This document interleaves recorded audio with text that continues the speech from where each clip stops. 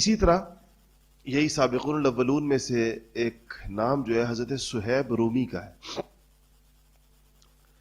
رومی کا مطلب یہ ہے کہ یہ روم کے، اصل میں یہ ایران کے تھے. اور آپ کو پتہ ہے کہ ایران کا بادشاہ کسرا کہلاتا تھا اور ایران فارس کہلاتا تھا، اور روم کا بادشاہ جو تھا وہ قیصر کہلاتا تھا. تو فارس اور روم کے درمیان یہ دو عالمی طاقتیں تھیں اس زمانے کی بڑی، اور بھی تھی، حبشہ بھی تھا اور ممالک بھی تھے، شاہان غسان بھی تھے. تو لیکن یہ بہت بڑی دو قوتیں تھیں.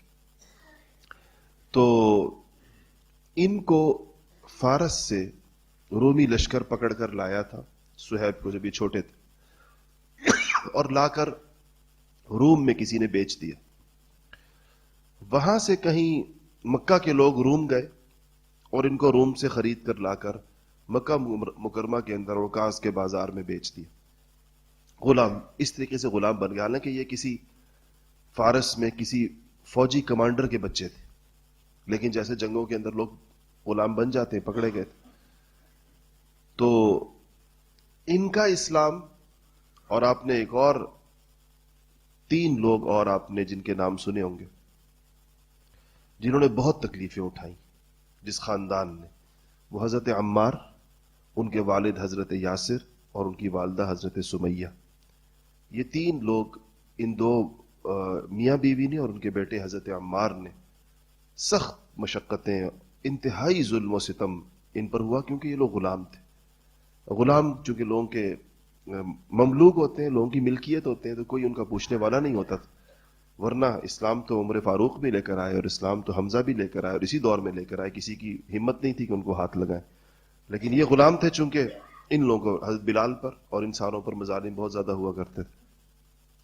صہیب کہتے ہیں کہ میں آپ صلی اللہ علیہ وسلم جہاں کا جو جگہ تھی، یعنی دار ارقم، یا آپ کا گھر کسی ایک جگہ جہاں آپ تشریف فرماتے، میں اس کے آس پاس منڈلا رہا تھا، گھوم رہا تھا، اس خیال سے کہ آپ کی زیارت میں پوچھوں یہ کیا چیز ہے جو آپ لے کر آئے ہیں. تو مجھے حضرت عمار مل گئے. تو کہتے ہیں کہ میں نے، عمار نے مجھ سے پوچھا کہ صہیب تم کس تلاش میں ہو یہاں پر؟ تو میں نے کہا کہ میرا دل چاہتا ہے کہ میں، انہوں نے نبوت کا دعویٰ کیا ہے، اعلان کیا، میں دل چاہتا ہے کہ میں ان سے پوچھوں یہ کیا بات ہے جو یہ کرتے ہیں. تو کہتے ہیں کہ عمار نے کہا کہ میں بھی اسی ارادے سے یہاں پر آیا ہوں، دونوں چلتے ہیں.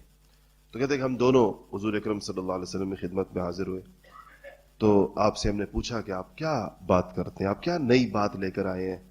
تو آپ نے ہمارے سامنے قرآن پاک کی کچھ آیتیں تلاوت فرمائیں، اور کہتے ہیں اللہ پاک نے ہم دونوں کے دل پلٹا دی اور ہم دونوں وہاں مسلمان ہوئے اسی وقت.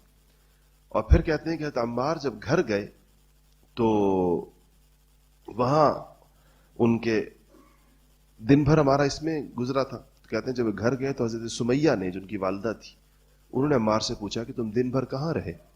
تو انہوں نے صاف صاف بتا دیا کہ ہم محمد صلی اللہ علیہ وسلم کے پاس گئے تھے، اور انہوں نے ہم پر اپنا دین پیش کیا اور ہم نے ان کا دین قبول کر لیا. تو اور پھر کہتے ہیں کہ جو آیتیں حضور نے ہمیں سنائی تھی وہ ہم نے اپنی والدہ کو سنائی اور اپنے والد کو سنائی. اسی وقت عمار کے والد یاسر بھی مسلمان ہو گئے اور حضرت سمیہ بھی مسلمان ہو گئی. تو یہ 4 لوگ جو ہیں، حضرت صہیب رومی اور عمار ابن یاسر اور حضرت یاسر اور حضرت سمیہ، جن کو اسلام کی پہلی شہیدہ ہونے کا اعزاز حاصل ہے، حضرت سمیہ کو، ان کو یہ ایک ہی دن مسلمان